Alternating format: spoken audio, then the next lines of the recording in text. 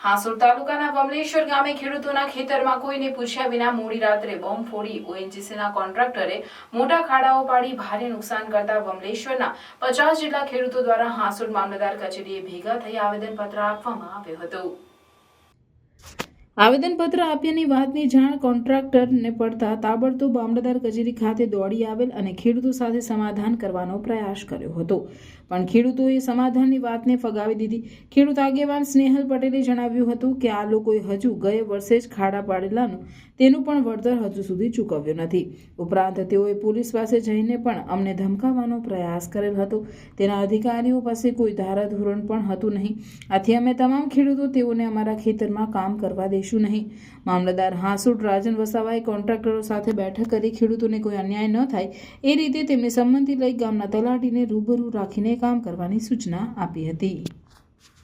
અમારા ખેતરોમાં ONGC bomb party દ્વારા જે કંઈ કાર્યવાહી કરવામાં આવી એ બાબતે અમે એક આવેદનપત્ર આપવા માટે આવ્યા છે, કારણ કે અમારા ખેતરોમાં અમારા ગામ લોકો અથવા પંચાયતની જાણ બહાર એ લોકોએ જે કામગીરી કરી છે એમાંથી અમારા પાકને ભયંકર નુકસાન થયેલું છે, અને એ જે લોકો ખાડા કરે છે એની જે માટી નીકળે છે એમાંથી અમને એ જમીન અમને 15 વર્ષ સુધી ઓછામાં ઓછું કામ નથી લાગતી, એટલે આજ સુધી એમનું વળતર અમને મળેલું નથી।